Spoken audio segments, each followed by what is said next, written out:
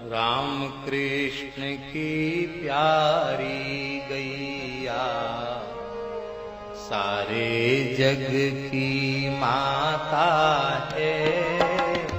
राम कृष्ण की प्यारी गैया सारे पत्रिका में दी है कि सबकी पूजा में भी आपकी पूजा है।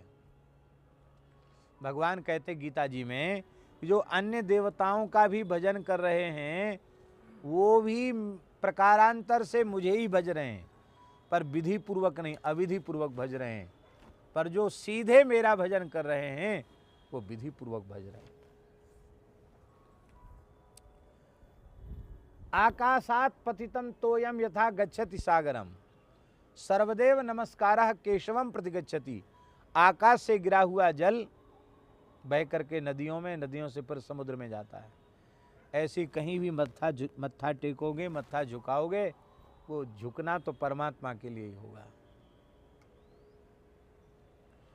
इसलिए संतों ने तो प्राणी मात्र को बंधन किया है, क्योंकि सबके भीतर प्राणी मात्र नहीं, जो जड़ पदार्थ हैं उनमें भी परमात्मा है।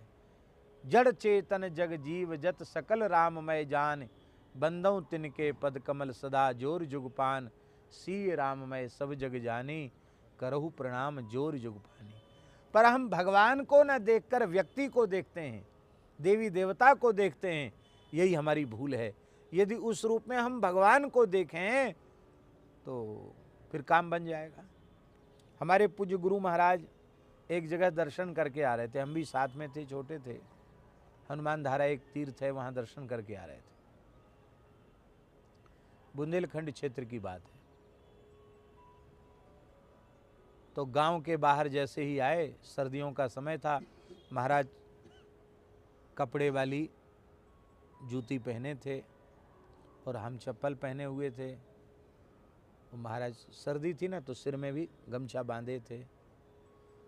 तो गांव का एक नाई बोला, गांव के बाहर ग्राम देवताओं के चबूतरे होते हैं ना, देवताओं के चौतरे होते हैं।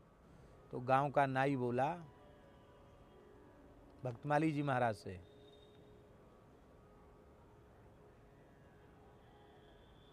महाराज जी से बोला, ओ महाराज, हाँ, बोले हमारे इते के गौण बब्बा आए पाँव पल्लो। वो गांव का बेचारा भोला आदमी, माने हमारे यहाँ के गौण बब्बा हैं। गौण बब्बा कोई देवता हैं, वो हैं गौण बब्बा, इनके पाँव पल्लो। महाराज जी ने तुरंत जूता उतारे।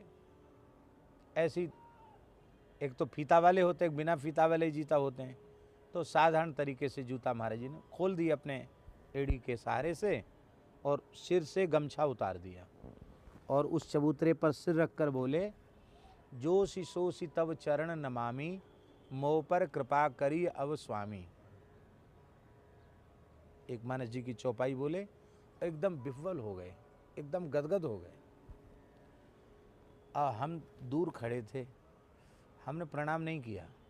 हम मन में सोचने लगे, ये गौण बब्बा तो ग्राम देवता हैं, गौण एक जाति होती है, क्षत्रियों से नीची होती है, मर के भूत प्रेत बन गए तो गौण बब्बा हो गए, लोगों के सिर पे आते हैं, लोगों के काम पूरे करते हैं, तो देवता हो गए।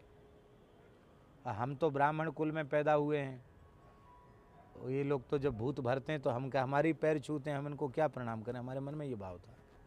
तो हमने कहा, हम नहीं प्रणाम भी नहीं किया, लेकिन हमारे मन में आया, हमारे महाराज गुरु महाराज शास्त्रों के परम विद्वान, काशी में पढ़े, पवित्र ब्राह्मण कुल में जन्म हुआ, बाल ब्रह्मचारी, सन्यासी, महात्मा, एक गाँवड़े के बिना पढ़े लिखे आदमी के कहने से एक भूत का चबूतरा समझ लो एक तरह से, उसके चबूतरे पर प्रणाम कर लिया। ऐसा हमारे मन में आया।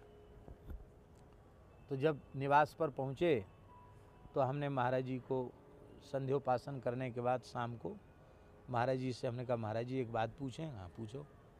महाराज जी आपने गौण बब्बा को प्रणाम कर लिया। कहा क्यों, आपको क्या आपत्ति है?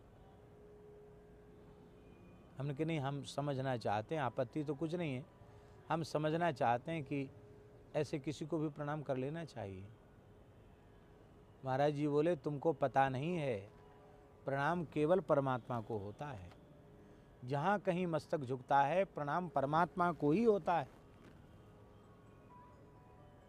नामदेव जी के सामने प्रेत आ गया। वो वस्तुतः प्रेत ही था, पर प्रेत को देखकर नामदेव जी भयभीत नहीं हुए, करताल खोली और नाचने लगे।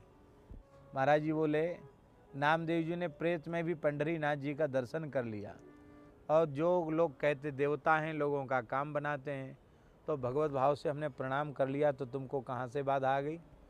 ये खाली दूसरों को सुनाते हो, शिव श्री राम मैं सब जग जानी, करो प्रणाम जोर जुग पानी, जड़ चेतन जग जीव जत सकल राम मैं जान, बंदों तिनके पद कमल सदा जोर जुग पान। खाली दूसरों को सुनाने के लिए है कि स्वयं मानने के लिए है?